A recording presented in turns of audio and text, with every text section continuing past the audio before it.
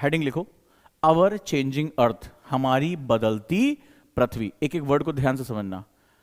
Our changing earth, अर्थ जो हमारी जिसमें हमारा जीवन है, हमारे जीवन का आधार है, बेस है। तो आवर चेंजिंग अर्थ के बारे में बात करने, बड़े ध्यान से, क्लियर? और कैसे इसी टॉपिक से मैं पूरी आज जो हमारी जियोमॉर्फोलॉजी है, मैं उसके साथ आपको लिंक करना बताऊंगा। LWMI नोट्स में फ्लो कैसे करते हैं उसके बारे में हम बात करेंगे, मिनिमम वर्ड्स के साथ। तो अब ये नोट्स बनाना भी कई बच्चों ने कहा कि हम सीखना चाहते हैं। So what is the meaning of changing air? बदलती का क्या मतलब है? लिखो, हेडिंग डालो, हमारी बदलती पृथ्वी। ठीक है, अब इस बदलाव का क्या मतलब है? बदलती का मतलब है कि देयर इज अ डायनेमिज्म, यहां पर एक ऊर्जा है। मैंने हमेशा कहा था कि मेरी ज्योग्राफी का तंबू 3 बंबू पर टिका है। One is energy, one is matter and one is homeostasis. ऊर्जा, द्रव्य और समस्थिति। ठीक है, ये 3 कोर है हमारी ज्योग्राफी का। अब ये डिस्कशन धीरे धीरे बढ़ेगा तो और मजा आएगा आपको। अब यहां जो ये वर्ड है, ये बड़ा इंपॉर्टेंट वर्ड है, बदलाव। बदलाव कहते हैं ना कि संसार में बदलाव ही संसार का नियम है, समाज का, अर्थव्यवस्था का, राजनीति का, शासन का, संस्कृतियों का। जो पहले 20 साल पहले था वो आज नहीं है। अभी हमने देखा कि राहुल बजाज साहब की डेथ हुई। आज से कुछ साल पहले ऐड हुआ करता था हमारा बजाज, तो बजाज स्कूटर अब गायब हो गए। अब आज की डेट में मोटरसाइकिल, अब हम इलेक्ट्रॉनिक व्हीकल की तरफ जा रहे हैं। आने वाले समय में हो सकता है उड़ने वाली बाइक्स आ जाएं, उड़ने वाली कार्स आ जाएं, तो लोग हंसें कि यार 30-40 साल पहले लोग सड़कों पे चला करते थे, नो हम जो है वो अब हवा में चलते हैं जैसा पिक्चरों में दिखाते हैं। तो बिकॉज बदलाव बड़ी इंपॉर्टेंट है। पृथ्वी के रेफरेंस में ये बदलाव का क्या मतलब है, बहुत फोकस करके इसको समझने की कोशिश करना। ठीक है, तो ये जो बदलाव है ये बहुत ही महत्वपूर्ण है। चेंजिंग का मतलब है कि इस धरातल पर सब कुछ परिवर्तित हो रहा है। परिवर्तित, इसका मतलब है कि जो हम लैंडफॉर्म्स देख रहे हैं वो लगातार चेंज हो रहे हैं, या तो बन रहे हैं या बिगड़ रहे हैं। Change is not always the positive, change हमेशा पॉजिटिव नहीं होता है। चेंज निगेटिव भी होता है, पॉजिटिव भी होता है। But in sense of the negative and positive in geomorphology, भू आकृतिक विज्ञान में निगेटिव और पॉजिटिव का मतलब होता है टू एस्टैब्लिश द होम्योस्टेसिस। अगर कुछ सरप्लस आ गया, पृथ्वी का मुझे नहीं रखना। होम्योस्टेसिस का मतलब तुम समझ चुके हो, ना काहू से लेना ना काहू को देना, अपना बही खाता मेंटेन करके चलना है। तो होम्योस्टेसिस में क्या किया, वापस कर दिया। तो पॉजिटिव निगेटिव, कुछ आ गया, वॉल्केनिक इरप्शन हुआ, ढेर सारा लावा निकल कर आया, प्लस हुआ। पृथ्वी ने कहा अरे एक्सोजेनेटिक फोर्सेस कहां है, कम कम कम कम आ जाओ और इसको हटाओ यहां से, इसका अपरदन करना शुरू करो, डेनुडेशन प्रोसेस में लेकर आओ, अनाच्छादन प्रक्रिया करो इसकी, तो यहां से हटाओ, माइनस करो। So change is all about, जो हम लैंडफॉर्म्स देख रहे हैं उसमें लगातार बदलाव हो रहे हैं। लेकिन ये बदलाव हमारी स्थितियों में भी हो रहे हैं। ये पूरी पृथ्वी में जो कुछ आज जहां है वैसा वहां नहीं था। आज भारत यहां है, भारत यहां नहीं था। अमेरिका यहां है, अमेरिका यहां नहीं था। अफ्रीका यहां है, अफ्रीका यहां नहीं था। इसका मतलब है कि इस धरातल में, इस भू आकृति में, इस क्रस्ट में सब कुछ बदलता रहता है। और इसी बदलाव की वजह से एनर्जी और मैटर लगातार मूवमेंट करते रहते हैं। जो बाहर है वो अंदर जाएगा, जो अंदर है वो बाहर आएगा, जो लेफ्ट है वो राइट जाएगा, जो राइट है वो लेफ्ट जाएगा। यहां तक कि हवा, पानी, मिट्टी, स्थल, महाद्वीप, सब कुछ बदलते रहते हैं। हम इस पूरे कॉन्सेप्ट में, इस चैप्टर का जो कोर है वो है डायनेमिज्म। डायनेमिज्म यानी गतिकी। सब कुछ मूवमेंट कर रहा है। हवा चलती है, जल अपना प्रवाह करता है, समुद्री धाराएं चलती है, कॉन्टिनेंट्स मूव कर रहे हैं, प्लेट्स मूव कर रही हैं, अंदर से बाहर मैग्मा मूव कर रहा है, बाहर से अंदर प्लेटें अंदर जा रही हैं, सब कुछ लग रहा है। यानी कि जो अर्थ, हमारा जो चेंजिंग सिस्टम है, हम अर्थ को एक डायनामिक सिस्टम के रूप में देखते हैं, एक गतिशील तंत्र के रूप में देखते हैं। जब मैं वर्ड सिस्टम की बात कर रहा हूं तो अब तो मेरा स्टूडेंट ये बात समझ चुका है कि what is the meaning of system. System वो पार्ट होता है जो सभी अवयवों को से मिलकर बना होता है। That is the combination of elements to complete a desire task, एक टास्क को पूरा करने के लिए। क्लियर है? तो ये बहुत ही इंपॉर्टेंट सेगमेंट है और इसकी मदद से एनर्जी और मैटर मूवमेंट करता है। और इस एनर्जी और मूवमेंट के दौरान हमें स्थलाकृतियां दिखाई पड़ती। पूरी भू आकृतिक विज्ञान का ये कोर है, ये जियोमॉर्फोलॉजी का बेसिक फंडामेंटल है। तो चलिए हम शुरू करते हैं। यहां तक हमारी बात क्लियर हो चुकी है, हमारी भूमिका, हमारा बेस बन चुका है। चलिए नेक्स्ट मूव करते हैं। डन? अब समझने की कोशिश करो। सबसे पहले हम बात करते हैं जो हमारा बेस, हम कहाँ है, जैसे मैं इस समय कहाँ हूं, ये मकान कहाँ है, मैं कहाँ पे पैर रख रहा हूं, हम लिथोस्फीयर की बात करते हैं। तो जब मैं लिथोस की बात करता हूं, लिथोस एक बेसिक लैटिन रूट वर्ड है, तो लिथो का मतलब क्या होता है, जल्दी मुझे बताओ, मैं भूल गया, ओहो सर पे चोट लग गई, ठीक है पैर में ही लगी मान लो। तो लिथो मतलब क्या बताया था, क्या बताया था, what is the meaning of litho, क्या समझोगे इसका मतलब?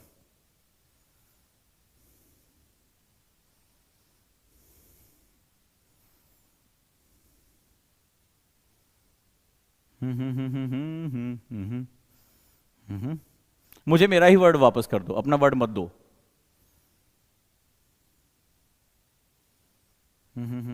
अरे लिथो मीन्स वाटर, इसी में डूब के मर जाओ, क्या करूं मैं, समझ में नहीं आ रहा है, मुझे सिर्फ मेरा वर्ड वापस करो। मीन्स शाबाश, वो बताया था ना द रॉक, वो जो कड़ा है, वो जो परपटी में है, वो जो हमारे पैरों के नीचे रखते हो तो तुम्हें कड़ी जमीन दिखाई पड़ती है, चाहे वो पत्थर हो चाहे मिट्टी हो, दलदल में पैर रखोगे डूब जाओगे, कहां हम सुनने बताने के लिए बैठेंगे एक दूसरे से। सो लिथोस मीन्स द रॉक। तो अब हम बात करें लिथोस्फेरिक प्लेट्स। प्लेट्स का मतलब क्या हुआ, प्लेट्स का मतलब कुछ पतला कुछ छिछला, जैसे ये प्लेट हो गई, तो ये प्लेट मूवमेंट कर रही है, इसका मतलब है कुछ गतिशील। प्लेट का मतलब कोई पतली सी परत। प्लेट कैसा होता है, प्लेट तुमने देखो, प्लेट और भगोने में क्या फर्क होता है, तो ज्यादा ज्योग्राफी मत जाओ, घर के अपने किचन में जाओ, तो प्लेट और कटोरे में या जो भगोने में क्या फर्क होता है, भगोना पात्र होता है, उसके अंदर ढेर सारी धारिता क्षमता होती है, गहरा होता है। प्लेट तुमने देखा होगा छिछला होता है, बहुत थोड़ा सा गहरा होगा और वो छिछला होगा। तो हमने इससे पहले की क्लास में ये समझा था कि हमारे पास दो तरह की क्रस्ट है, एक ओशिनिक क्रस्ट और दूसरी हमारी कॉन्टिनेंटल क्रस्ट यानी महासागरीय परपटी, और दूसरी हमारी महाद्वीपीय परपटी जिस पर हम रह रहे हैं। और इन दोनों को मिला दोगे तो क्या होगा, ये लिथोस्फेरिक प्लेट बन जाएगा। ठीक है, ये सिंपल सा हमारा फंडा होता है। जैसे तुम लोग होटल में जाते होगे कई बार, तो तुमने देखा होगा थाली होती है, इसमें आगे छोटे कटोरी जैसी बनी होती है, एक में सब्जी डाल देते हैं, एक में दाल डाल देते हैं, एक में सलाद रख देते हैं, और एक थोड़ा सा बड़ा हिस्सा होता है जिसमें हम सब्जी या चावल या अपनी रोटियां रख लेते हैं। तो प्लेट कुछ इसी तरह की होगी, जो छिछली है, सैलो है, बहुत ज्यादा गहरी नहीं है, और इसका स्पैन बहुत ज्यादा है, इसका विस्तार बहुत ज्यादा, इसका विस्तार इतना ज्यादा है कि पूरी पृथ्वी प्लेटों से मिलकर बनी हुई है, प्लेटों से मिलकर बनी हुई है। और ये प्लेट का नेचर क्या है, लिथोस्फेरिक है। एक एक शब्द को बड़ा ध्यान समझो, हम जियोमॉर्फोलॉजी के कोर में हैं, 12th तक की मैं 11th तक की मैं जियोमॉर्फोलॉजी इसके साथ कवर करा दूंगा, निश्चिंत रहो, लिंक करते हुए LWMI में जाऊंगा। तो लिथोस्फेरिक है, यानी कि प्लेट का मतलब है कि ये छिछली होगी, बहुत गहरी नहीं है, ठीक है, पतली परत है, लेकिन इसका नेचर क्या है, लिथोस्फेरिक है। लिथो मतलब रॉक, और रॉक कैसा होता है, कड़ा होता है, चट्टान कड़ी होती है। तो इसका मतलब है कि ये जो हमारी छिछली परत है, जो सैलो लेयर है, पतली लेयर है, वो कड़ी है। इसका मतलब this is known as lithospheric plate. Clear? चलो डन। लिखो स्थल मंडलीय प्लेटें। अब एक वर्ड लिया, अब इससे पूरा चैप्टर मैं आपको इंक्लूड करता जाऊंगा, पूरा चैप्टर इंक्लूड करता जाऊंगा। क्या कहता है, अब देखना LWMI नोट्स कैसे लिंक करेंगे, और 11th तक की क्लास की NCERT में लिंक कर दूंगा इसके साथ। तो सबसे पहले what is the meaning of lithospheric plate, because geomorphology का कोर है ये। अगर ऑप्शनल भी पढ़ोगे ना, सबसे पहले इसी से तुम्हारा साक्षात्कार होगा, और बहुत से बच्चे नहीं जानते हैं। लिखो इसकी definition, question mark, what is this, लिखो क्या है ये। LWMI नोट्स लिंक करता है एक दूसरे के साथ। लिखो the earth crust consist of several large and some small rigid irregularly shape, underline करते जाना है, plates which carry continents and the ocean floor. यही तो हमने पढ़ा था। लिखो पृथ्वी की परपटी के अंतर्गत, पृथ्वी की परपटी के अंतर्गत, पृथ्वी की, राजीव रंजन साहब लिखे मेरा SMS नहीं जाता कभी, आ तो गया यार, अब कैसे आएगा। पृथ्वी की परपटी के अंतर्गत कई बड़ी छोटी, कई बड़ी कॉमा छोटी, कड़ी दृढ़ अनियमित आकार की प्लेटें सम्मिलित होती हैं। अनियमित, कोई खास इसका शेप नहीं होता, अनियमित आकार की प्लेटें सम्मिलित होती हैं। जो इंपॉर्टेंट बात है, जो महाद्वीप और महासागर दोनों को सम्मिलित किए हुए है। जो महाद्वीप और महासागर, जो महाद्वीपों और महासागरों दोनों को सम्मिलित किए हुए हैं। बड़ी मजेदार बात है। इसका मतलब हमारे ओशियन और हमारे कॉन्टिनेंट, चैप्टर हमने क्या शुरू किया था, अवर चेंजिंग अर्थ मींस डायनेमिज्म। हर चीज जो कुछ भी हमारे धरातल में वो गतिशील है। ये पेड़ पौधे तुम्हें लग रहा है स्थिर, ये भी चल रहे हैं। हम इस समय पढ़ रहे हैं, हम भी चल रहे हैं। ये कॉन्टिनेंट्स भी मूव कर रहे हैं, और सोच रहे कॉन्टिनेंट छोड़ो, ओशियन भी मूवमेंट कर रहे हैं। कुछ भी अपनी जगह स्थिर नहीं है। इतनी बड़ी मात्रा में द्रव्य और ऊर्जा, क्षैतिज यानी हॉरिजेंटल, वर्टिकल यानी ऊर्ध्वाधर, दोनों दिशाओं में लगातार मूवमेंट कर रहे हैं। यही सिस्टम सबसे खास सिस्टम कहलाता है। तो कहता है कि क्या है लिथोस्फेरिक प्लेट? कहता है कि पृथ्वी की वो कड़ी परपटी जिसके अंतर्गत छोटी प्लेटें, बड़ी प्लेटें, इरेगुलर अनियमित आकार की प्लेटें, और जिसके अंदर महाद्वीपीय प्लेट और महासागरीय प्लेट सभी कुछ शामिल है। तो ये पृथ्वी का जो ऊपर हमें जो पूरा स्फेरिकल हिस्सा दिखाई पड़ता है, वो इसी से मिलकर बना हुआ है। क्लियर है? अब आ जाओ, अगर ये डायनेमिज्म है तो एलडब्ल्यूएमआई नोट्स साथ साथ मैं तुम्हें सिखाता भी जाऊंगा। कुछ बच्चों ने कहा सर आपके डिस्कशन हम नहीं लिख पा रहे हैं, तो ये आर्ट भी आना चाहिए। तो सबसे पहले मैंने पूछा क्या है ये। तो जब मैंने टॉपिक लिया तो सबसे पहले मेरा एक क्वेश्चन आया कि what is this, what is the meaning of lithospheric plate. अब यहां पर ये बात निकल कर आई कि दैट मीन्स ये जिसके अंदर कॉन्टिनेंटल मूवमेंट हो रहा है, आपका ओशियनिक मूवमेंट हो रहा है, डायनेमिज्म है। तो सवाल है हाउ डायनेमिज्म? कोई भी चीज अगर चल रही है तो उसके चलने के पीछे एक गतिकी का कारण तो होगा। If there is a cause and effect, अगर वहां पे इसका कुछ प्रोसेस तो एक जनरेट होगा। कौन चला रहा है इसको? तो अगला जो है हाउ इट मूव्स, ये प्लेटें कैसे चलती हैं? Moves due to the magma inside the earth. इनके पीछे जो सबसे बड़ा कारण होता है वो मैग्मा होता है। अब हम बात करने जा रहे हैं सी फ्लोर स्प्रेडिंग की, एसएफएस की। सी फ्लोर यानी समुद्र तल प्रसरण सिद्धांत के बारे में बात करने जा रहे हैं। अब फॉर एग्जांपल इसको कैसे समझोगे? तुम लोग जिस कमरे में हो, छोड़ दो थोड़ी देर के लिए, ठीक है, तुम्हारे कमरे में दरवाजा है, जहां भी तुम पढ़ रहे हो, हां या ना में जवाब दो। कमरे में जहां पे तुम अभी पढ़ाई कर रहे हो दरवाजा है? कोई स्लाइडिंग डोर, ओपनिंग डोर, कुछ है? जवाब दो मुझे। कई लोगों ने एस्थेनोस्फीयर के बारे में पूछा। एस्थेनोस्फीयर अभी फर्दर कॉन्सेप्ट है। दुर्बलता मंडल, एक ऐसी अवस्था जहां सुघट्य अवस्था, प्लास्टिक स्टेट आती है। एनसीईआरटी स्टेप बाय स्टेप आपको सिखाता है, निश्चिंत रहो, वहां भी पहुंच रहे हैं। इससे पहले मैंने आपको फिगर में दिखाया था ना एस्थेनोस्फीयर कहां होता है। लिथोस्फेरिक प्लेट के अंतर्गत crust and asthenosphere both include. जो नए बच्चे हैं शायद वो नहीं जानते हैं, इसीलिए लिथोस्फीयर एस्थेनोस्फीयर के बारे में बात कर रहे हैं। इससे पहले जब मैंने पिक्चर आपको दिखाई थी तो मैंने आपको बताया था कि lithospheric plate include crust and asthenosphere both. Asthenosphere has a transition phase, एक संक्रमणीय अवस्था होती है जहां सुघट्य यानी प्लास्टिक स्टेट में मैटर होता है। तो अभी तो ये बात करना ठीक नहीं रहेगा।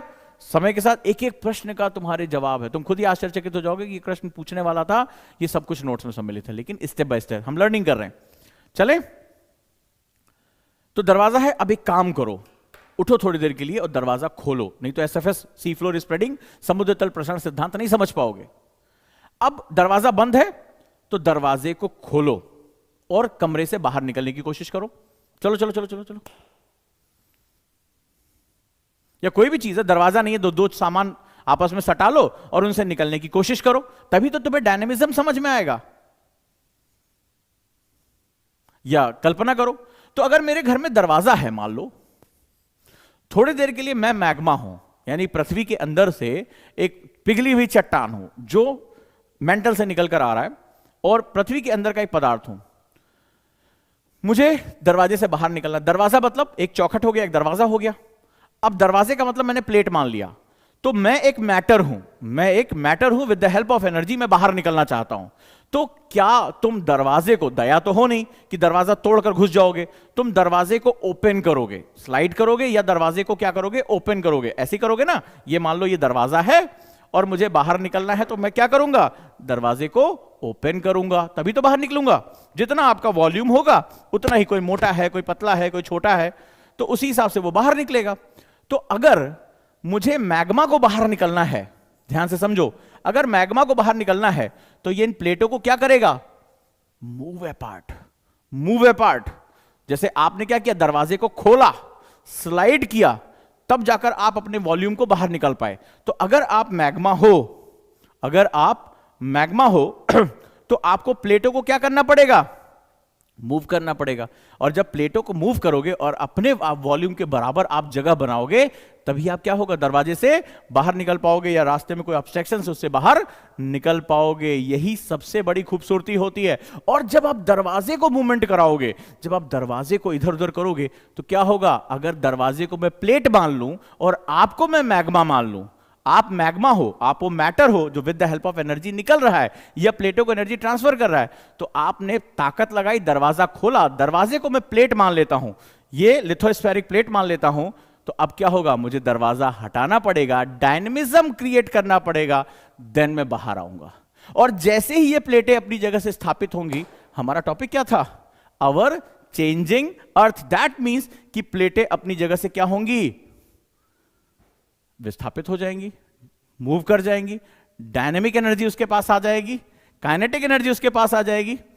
कि इफ अगर तुम एक मैग्मा हो, पिघली हुई चट्टान हो, जिससे पहले के चैप्टर में हमने कवर किया, तुम्हें अर्थ की क्रस्ट पर आना है, वॉल्केनिक इरप्शन, फिशर इरप्शन, किसी भी रूप में आना है, समुद्र के अंदर एसएफएस यानी सी फ्लोर स्प्रेडिंग कर रहे हो, जो हमारे मध्य महासागरीय कटक होते हैं, जो मिड ओशिनिक रिज होती है, मोर जिसे कहते हैं, उनसे बहुत बड़ा, मैंने आपको बताया था सबसे बड़ा ज्वालामुखी कहां है, दुनिया का सबसे लंबा ज्वालामुखी बेल्ट कहां है, समुद्र के अंदर 14,000 किलोमीटर, कहां है, मिड ओशिनिक रिज, मोर कहते हैं उसको, पढ़ाया था, बताया था इसमें। तो अब क्या हुआ, ये विस्थापित हो गया और क्या हुआ, बाहर आ गया मैग्मा।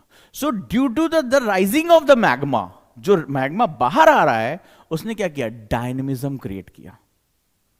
तो यहां मूवमेंट क्या हुआ, एनर्जी एंड मैटर, होम्योस्टेसिस अभी नहीं, अभी बचा हुआ है।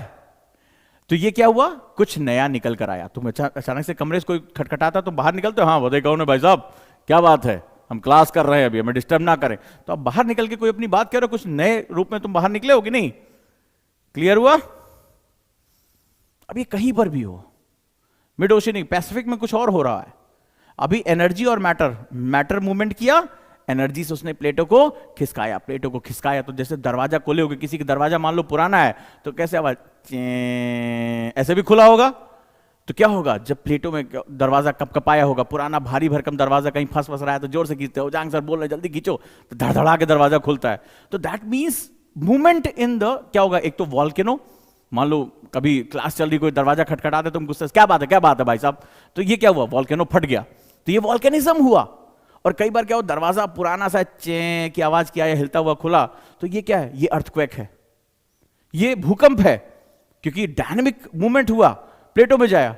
और अगर ये मूवमेंट समुद्र के अंदर है, तो ये सुनामी है, इसी को हम लोग क्या बोलते हैं, जायंट वेव्स, सुनामी कहलाती है। तो ये जो चीजें हमने पढ़ी, वो इसी के साथ जाकर जुड़ जाती हैं। क्लियर है, मजा आया। अभी तो हम बेसिक पे हैं। हमने इस जो मूवमेंट हुआ, यानी जो अर्थ की इनसाइड से एनर्जी आ रही है, हमने इसके लिए एक नाम तय किया था, याद है, एंडोजेनेटिक एंड एक्सोजेनेटिक, चैप्टर याद है। तो हमने क्या किया, अंतर्जात बल। अब जब ये moves due to the magma inside earth, लिखो यह गतिशीलता तब होती है जब पृथ्वी के, यह गतिशीलता तब होती है, यह गतिशीलता तब होती है जब पृथ्वी के अंदर से मैग्मा, अब मेरा स्टूडेंट गलती नहीं करेगा, not lava, it is magma. एक एक कॉन्सेप्ट इसे कहते हैं। अरे स्टूडेंट जाता है एग्जाम में लावा लिख के चला आता है ना, और एग्जामिनर भी लावा भूस देता है, बोला तुम्हारा हम लावा भूस दे रहे हैं। लावा भूस देने का मतलब, जो लोग यूपी बिहार के होंगे उनको पता होगा कि भाई शादी में जिसका लावा भूस दिया जाता है उसका तो मामला निपट जाता है। तो एक एक शब्द को बड़े ध्यान से समझना है। This the molten form. मेरा स्टूडेंट जानता है कि मैग्मा के लिए हम कौन से स्टेज को यूज करेंगे। ये सुनने में बड़ा छोटा छोटा लगता है, लेकिन एग्जामिनर यूपीएससी का बहुत डेप्थ के साथ ये कॉन्सेप्ट देखता है कि स्टूडेंट समझता भी है चीजों को, खाली रट कर आया है। शाबाश। यह गतिशीलता पृथ्वी के अंदर मैग्मा के संचलन से होती है, मैग्मा के संचलन से होती है। और इसके लिए हमने एक ज्योग्राफिकल नेम दिया, हमने कहा इंडोजेनेटिक फोर्सेस। और कौन वाली मैं छुपा दे रहा हूं, कौन सी? धीरे धीरे से मेरी जिंदगी में आना या दिल तोड़ के हंसती हो मेरा, जल्दी बताओ। अब जिसको समझ में आना होगा समझ में आ गया होगा। अब ये कभी नहीं भूलोगे। इसी को हम लोग फोनेटिक्स कहते हैं, इसी को मेमोरी मेथड कहते हैं, जो तुम्हें कई बार हंसते हंसते पढ़ा देता हूं ना, वो बड़ा गहरा होता है। मैंने छुपा लिया। अब जल्दी मुझे बताओ कौन वाला होगा, कौन वाला होगा? दिल तोड़ के या धीरे धीरे से मेरी जिंदगी में आना? ठीक है, समझ गए होगे। मैंने 2 एग्जांपल दिए थे। अरे ना ना ना, कहां गलती कर गए? धीरे धीरे वाला। वैलेंटाइन डे अभी गया है, लग रहा तुम्हारा अच्छा गया है। ठीक है, जिनका टूटा है उनको ज्यादा समझ में होगा। भूकंप और ज्वालामुखी बता के थोड़े ना आते हैं कि भैया हम आ रहे हैं, आ जाए क्या? बोला नहीं अभी मत आओ, ऐसा नहीं होता। ये क्या है? ये जैसे दिल टूटता है ना धड़ाक से, तुम वैलेंटाइन डे पे फूल लेकर गए होगे और पता चला उसके हाथ में कोई गुलदस्ता पहले ही समा गया, तो तुम्हारा क्या होगा? दिल धाए से टूटा होगा ना। तो ये जो इंडोजेनेटिक फोर्सेस में, ये सडन फोर्सेस में, किसमें है ये? These are called sudden forces, आकस्मिक बलों के अंतर्गत आते हैं। तो चलो, जो ये मैं आप लोगों को इसके एग्जाम्पल देता हूं, उसको बड़े ध्यान से समझा करो। ये चीजें नहीं भूलती, यूथ हो, ये सब चीजें तुम्हारे जीवन में होती रहती हैं, तो उसको रिलेट किया करो अपनी लाइफ से। क्यों मैं तुम्हें किचन में ले जाता हूं, प्लेट, तस्तरी, दिल टूटना, ये वो, क्योंकि तुम्हारी रोजमर्रा की चीजें हैं। जब अपने आसपास की चीजों से अपनी नॉलेज को जोड़ दोगे, वो कभी नहीं भूलेंगे। और मुझे तो एग्जाम में क्वेश्चन करना है, कोई तुम्हारे अंदर थोड़ा ना जाके देख रहा है यूपीएससी वाले की जो है तुम्हारे विचारों की शुद्धता कैसी है ना, वो तुम्हारे दिमाग के अंदर, उसको वहीं रहने दो।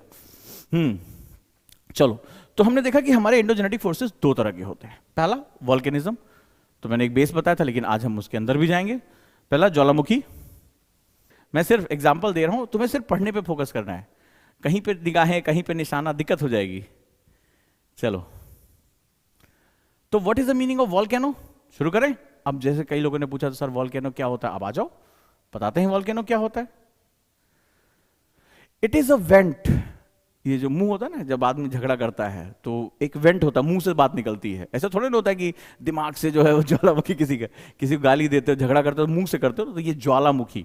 तो जब आग निकल रहा है, तो आग means what is the meaning of here volcano में जो ज्वाला हो गया, that means we are discussing about the molten rocks, यानी हम पिघली हुई चट्टानों के बारे में बात कर रहे हैं। ठीक है, it is a vent in the earth's crust through which molten material erupt suddenly. Suddenly, कई बार जैसे तुम्हें घर में अंदाजा, मम्मी पबजी खेलने, अचानक से मम्मी किचन में कुछ काम कर रही थी, गुनगुना रही थी, और अचानक से मम्मी जो तुमसे कहती हैं, फिर तुम्हें आश्चर्य होता है कि क्या हो गया अचानक से, अभी तो सब ठीक ठाक चल रहा होगा। कई बार एक्सपीरियंस होगा, पिताजी से तुमने देखा होगा, कुछ पूछ लिया, पापा ये इतने पैसे दे दीजिए, इसके लिए चाहिए, नया मोबाइल आया है। तो उस समय जो अचानक से सडनली कुछ बहुत, आपने देखा होगा, बड़ी एनर्जी रिलीज होती है। ठीक है, तो आप सकते में आ जाते हैं क्या हो गया यहाँ पे।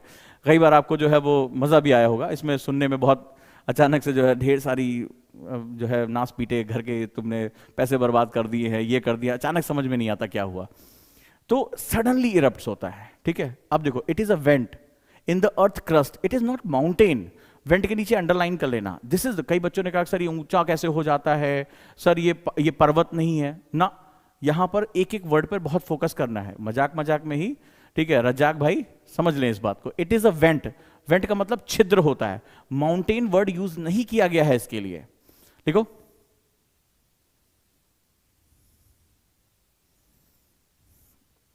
It is a vent in the earth crust through which molten material erupt suddenly. देखो, ये पृथ्वी की परपटी में एक छिद्र होता है, एक निकासी द्वार होता है, एक निकासी द्वार होता है,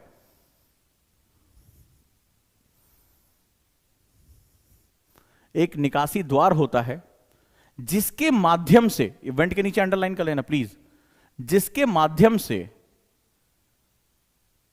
पिघला हुआ पदार्थ, पिघला हुआ पदार्थ आकस्मिक रूप से निकलता है, आकस्मिक रूप से निकलता है। जैसे घर में होता है ना, मम्मी जरा 100 रुपए देना। मम्मी पता नहीं किचन में कुछ काम कर रही थी, उसके बाद मम्मी जो है सडनली, मान लो किसी से कोई बात हो गई होगी, मम्मी की अपनी सास से कुछ दाएं बाएं हो गया होगा, तुम टारगेट पे आ जाते हो, बस हो गया काम खत्म। तो वो जो माहौल होता है, वो जो मुख से निकलता है, बस समझ लेना उसको कि दैट इज वॉल्केनिक इरप्शन। ठीक है, हुआ होगा जीवन में कोई ना कोई तो फंसा ही होगा, ईमानदारी से बताना। ठीक है, तो इसको बना लो। अब ये माउंटेन कैसे बनता है, ये हाई राइज कैसे होता है, ये एलिवेशन कैसे फॉर्म करता है, दैट इज अनदर केस। सो ज्वालामुखी के टर्म में माउंटेन वर्ड यूज नहीं किया गया है, वेंट वर्ड यूज किया गया है। क्लियर है? एक बार और बोलिए हिंदी में, लिखो, यह पृथ्वी की भूपर्पटी में एक निकासी द्वार होता है।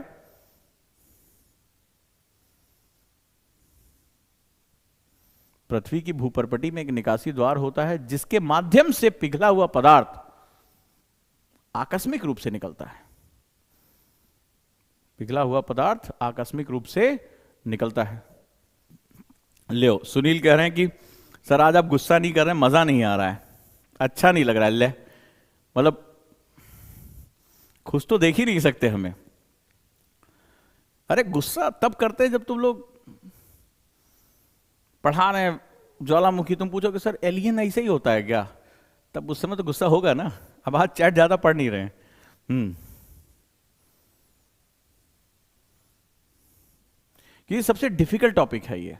अभी एलडब्ल्यूएम में जब इसका स्पैन लेना शुरू करेगा ना, घबरा जाओगे कहोगे सर हाँ चलें। बना लो। सो ये जो रेड कलर मैंने शो किया है, ये हमारा मैग्मा चैम्बर है। This is known as magma chamber, यानी मैग्मा कोश है। चैम्बर का मतलब जैसे कोई कमरा है जिसके अंदर रखा गया है सब। तो ये रेड कलर दिखा है, this is the central vent. इसको हम लोग सेंट्रल वेंट कहते हैं, यानी कि केंद्रीय उद्गार कहते हैं। ठीक है, ये ऊपर जो है, जो कॉनकेव है, अवतल रूप में इसको क्रेटर कहा जाता है। आगे चलकर ये जम जाता है तो क्रेटर झीलें बन जाती हैं। इसको वेंट यानी द्वार कहा गया है। बाहर जो निकल गया उसको लावा कहते हैं। ये सेंट्रल वेंट यानी केंद्रीय उद्गार है। ये पृथ्वी की भूपर्पटी है जिसको तोड़ते हुए ऊर्जा के माध्यम से द्रव्य बाहर आता है। क्या निकलता है? गैसेस एंड एश, यानी कि गैस और राख निकलती है यहां से। जल्दी बना ले। सो दीज आर, अच्छा इसमें एक बड़ी मजेदार, इसमें जो एक एक चीज है, ये जो चैम्बर है ये बड़ा इंपॉर्टेंट सेगमेंट है, जो मैग्मा चैम्बर है। कई बार ऐसा होता है, जब हम लोगों ने रॉक साइकिल पढ़ा था तो हम लोगों ने कहा था कि सडनली डेनुडेट हो सकता, मतलब सडनली बाहर आ सकता है, तो इससे कुछ स्ट्रक्चर बनेंगे। अभी ये इन स्ट्रक्चर को पढ़ेंगे। आपने देखा कि एक सेंट्रल वेंट हमें एक परपेंडिकुलर मिल रहा है, एक हमें हॉरिजेंटल भी मिल रहा है। ठीक है, ये हॉरिजेंटल में इसके भी एक खास फीचर होते हैं। कुछ इन परतों में जम जाएंगे, कुछ लहरदार दिखाई, इनकी भी एक खास नाम होते हैं। ठीक है, और ये सेंट्रल वेंट, ये क्रेटर, इसका भी एक खास स्ट्रक्चर है। ज्वालामुखी का हर पार्ट अपने आप में एक फीचर को जनरेट करता है। क्लियर है? अब देखो ये एलिवेशन कैसे प्राप्त करता है। क्योंकि ये लावा फॉर्म में, मोल्टन फॉर्म में, दैट कैन मूव, ये मूव कर सकता है। सेंट्रल वेंट, मान लो शुरुआती दौर में एक छिद्र हुआ और वहां से क्या हुआ, भ्राम से बाहर निकला ज्वालामुखी, और धीरे धीरे ये इस पे फैलता चला गया। एक इसने एलिवेशन पर जम गया, तो जम गया, मान लो पहली बार ये ऐसे बना और ये जम गया। फिर कुछ सालों बाद, कुछ हजार सालों बाद मान लो इसमें इरप्शन हुआ, तो ये फिर से क्या होगा, बाहर निकलेगा धूम धड़ाके के साथ, और ये क्या होगा, और निकलते हुए, मान लो ये सेकेंड लाइन में शो कर रहा हूं, तो यहां पर क्या होगा, ये फिर जाएगा और फिर ये इस पे सॉलिडिफाई हो जाएगा। फिर ऐसे कालांतर में मल्टीपल टाइम यहां पर जब जब जो है वेंट से मैग्मा निकल रहा है, लावा के फॉर्म में जमता चला जा रहा है, ये आके जम जा रहा है। धीरे धीरे क्या होगा कि ये जो वेंट है ये कॉनिक शेप में, यानी कि शंक्वाकार के रूप में ये जमना शुरू हो जाएगा। तो देखो धीरे धीरे धीरे धीरे धीरे क्या होगा, ये एलिवेट होता चला जाएगा, ये ऊंचाई प्राप्त कर लेगा। तो इससे क्या होगा, इसको हम लोग वॉल्केनिक माउंटेन कहेंगे जब ये एलिवेट करेगा, ये जो हमें ऊंचाई दिखाई पड़ेगा। जैसे विशुवियस हो गया, फ्यूजियामा हो गया, ये जो महान पर्वत हैं, जो ज्वालामुखी पर्वत हैं वास्तव में, ये हमें दिखाई पड़ते हैं। पर जरूरी नहीं कि हर पर्वत से ज्वालामुखी उद्गार हो ही। जैसे भारत में जब दक्कन ट्रैप की बात करते हैं तो फिशर इरप्शन था, वहां कोई माउंटेन नहीं बन पाया, वो केवल एक दरार से जो है, एक फिशर यानी कि जो है वो एक वेंट था, ऐसा दरार था, और उससे लावा निकलकर फैलता चला गया। ठीक है, वो फैलता चला गया और आगे चलकर दक्कन ट्रैप यानी दक्कन के पठार का निर्माण हुआ। डन। राख कैसे बनती है? कोई भी चीज जब बर्न होती है तो उसके सॉलिड पार्टिकल ऐश बन जाते हैं। तुम गाड़ी से जब धुआं निकलता है, तुमने देखा होगा छोटे छोटे पार्टिकल्स उड़ के हैं, इसको पार्टिकुलेट मैटर्स बोलते हैं। जब आप पॉल्यूशन होता है तो केवल गैसें पॉल्यूशन थोड़े ना करती हैं। तुमने कभी भी पढ़ा होगा जब दिल्ली के पॉल्यूशन की बात होती है, PM 2.5 PM 10 की चर्चा होती है। गाड़ियों से जो बर्न होता है उसमें आपने देखा होगा, कई बार गाड़ी जब चलती है तो आपने देखा होगा कुछ चिंगारी जैसी निकलती है, और बाद में कभी उसको हाथ में लोगे तो वो राख जैसी दिखाई पड़ती है। तो जब किसी भी अंदर से मटेरियल बर्न होगा, इतना गर्म है कि आपका पत्थर जो पिघल गया, तो इसमें मटेरियल जो बर्न होगा वो ऐश के रूप में बाहर निकलता है, जो ठंडा होगा। वो बहुत फाइन पार्टिकल होते हैं। ऐश का मतलब हो गया फाइन पार्टिकल्स, बहुत ही महीन कण होते हैं वो। ये सबसे खतरनाक होता है इसके लिए। क्लियर?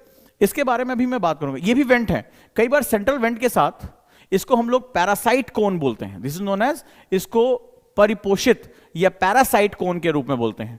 ये बड़ा ही खतरनाक होता है। एक बहुत बड़ा दुर्घटना इसके चलते हुई थी। तो कई बार सेंट्रल वेंट से लावा निकलने की बजाय आसपास जहां दीवारें पतली होती हैं वहां से भी निकल आता है। This is known as parasitic cones. ठीक है, तो इसको हम लोग जो है परिपोषित जो है वो कोन के रूप में, शंकु के रूप में भी जानते हैं। क्लियर है? तो इससे कई बार उद्गार जो होता है सामने होने की बजाय साइड में भी हो जाता है।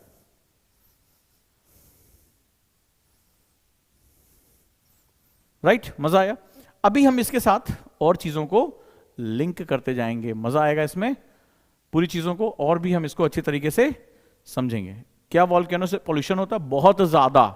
अगर ये इतना ज्यादा हो गया कि अगर ये स्ट्रेटोस्फीयर में एंटर हो गया, जब एयर के साथ पड़ोगे तो स्टैटिक हो जाता है महीनों महीनों तक। कॉनकेव का मतलब होता है अवतल, ऐसे। ठीक है, कटोरे नुमा। तो चलिए जुड़े रहिए और मजे से एनसीईआरटी आंदोलन के साथ भी बने रहिए। खूब अच्छे से प्रैक्टिस करिए, क्वेश्चन की एफर्ट करिए क्वेश्चंस को करने की।